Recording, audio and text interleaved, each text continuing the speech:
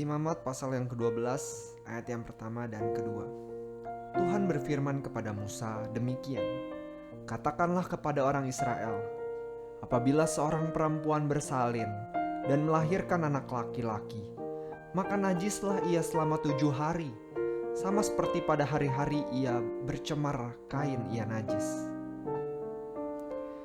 Dan di ayat yang ke-8, tetapi jikalau ia tidak mampu untuk menyediakan seekor kambing atau domba, maka haruslah ia mengambil 2 ekor burung tekukur atau 2 ekor anak burung merpati, yang seekor sebagai korban bakaran dan yang seekor lagi sebagai korban penghapus dosa. Dan imam itu harus mengadakan pendamaian bagi perempuan itu, maka tahirlah ia. Di dalam kehidupan manusia, kita tidak bisa lepas dari segala kenajisan. Bahkan di dalam periode seorang wanita, mereka akan mengalami fase di mana mereka najis, dan mereka harus menunggu waktu sampai di mana mereka dikatakan tahir. Bahkan orang Israel pun sangat mengerti bahwa mereka tidak mampu untuk melepaskan diri dari segala kenajisan, karena bahkan dari lahirnya mereka sudah najis dan dilahirkan oleh perempuan yang najis. Hal ini membuat mereka sangat mengerti dan melihat bahwa kekudusan Allah itu menjadi sesuatu yang mustahil untuk boleh diraih, mustahil untuk boleh dilakukan oleh bangsa Israel. Sehingga Tuhan memberikan sebuah upacara di mana orang Israel boleh dikuduskan dan boleh ditahirkan dari segala kenajisan yang ada di dalam diri mereka.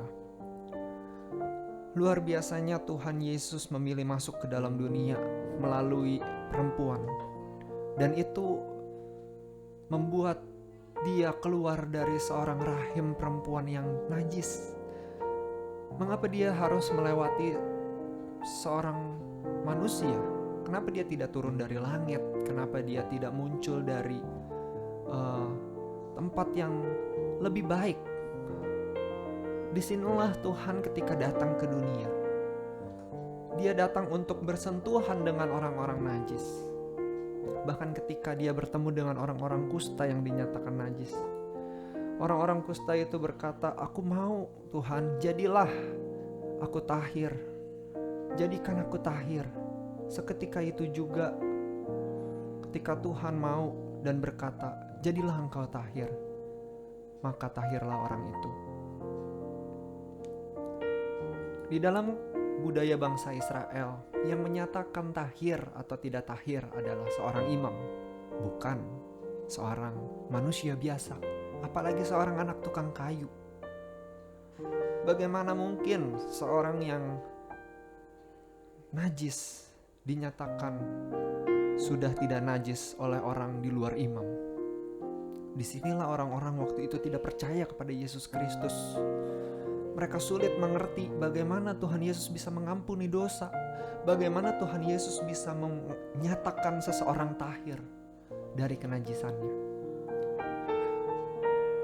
Sebagai manusia yang tidak bisa lepas dari segala kenajisan, mari kita menyadari diri kita. Karena demikianlah yang disadari oleh seorang Petrus ketika ia bertemu dengan seorang yang bernama Cornelius waktu itu. Ia berkata kepada mereka, "Kamu tahu betapa kerasnya larangan bagi seorang Yahudi untuk bergaul dengan orang-orang yang bukan Yahudi atau masuk ke rumah mereka. Tetapi Allah telah menunjukkan kepadaku bahwa aku tidak boleh menyebut orang najis atau tidak tahir. Itulah sebabnya aku tidak berkeberatan ketika aku dipanggil." Waktu itu Petrus dipanggil oleh orang-orang yang najis, dalam tanda kutip mereka adalah orang-orang yang Gentiles, tidak mengenal Allah, bukan orang Israel. Cornelius dan teman-temannya, mereka adalah orang-orang yang dianggap najis oleh orang Israel waktu itu. Namun Petrus menyadari bahwa dirinya hanya manusia. Tidak ada bedanya dengan orang-orang berdosa saat itu. Tidak ada bedanya dengan orang Gentiles yang tidak menyembah Allah Yahweh waktu itu, tidak mengenal Allah Israel, yang mana Allah Israel adalah Allah yang eksklusif waktu itu. Sebelum Tuhan Yesus datang dan setelah Tuhan Yesus datang, Allah menjadi Allah seluruh umat, bahkan banyak orang-orang yang dianggap sebagai keturunan Abraham walaupun dia bukan keturunan Abraham. Disinilah anugerah Tuhan melimpah atas setiap orang-orang yang percaya kepadanya. Karena Dia adalah Allah yang menyatakan tahir atau tidak. Akan menyatakan kepada kita ketika kita bertemu dengan Dia muka dengan muka. Engkau adalah orang yang sudah dikuduskan. Engkau adalah orang yang sudah ditahirkan oleh darah Yesus Kristus yang tercurah bagi kamu. Kamu sudah dibeli dan kamu sudah dinyatakan layak. Adakah kita boleh memiliki kerendahan hati untuk menyadari diri kita yang sudah dikuduskan oleh Tuhan dari segala kenajisan kita, dan kita mau bersyukur akan Tuhan. Tuhan yang memberikan anugerah, Tuhan yang menyelamatkan kita. Holy is He, and great is His glory.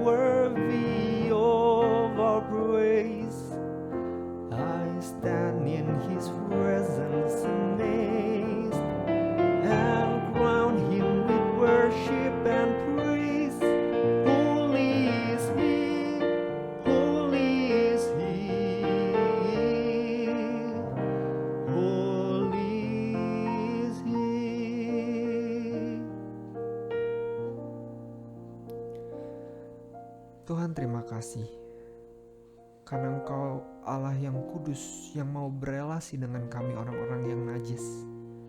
Sehingga karena Engkau tahu begitu besar pemisah jurang antara kenajisan dan kekudusan, Engkau turun ke dunia dan mau mentahirkan kami dengan cuma-cuma, dengan pengorbanan-Mu di atas kayu salib, sehingga setiap kami orang-orang najis boleh berelasi dengan Engkau, boleh bersentuhan dengan Engkau, boleh bercakap-cakap dengan Engkau, dan kami tidak lagi dimurkai oleh segala kenajisan kami.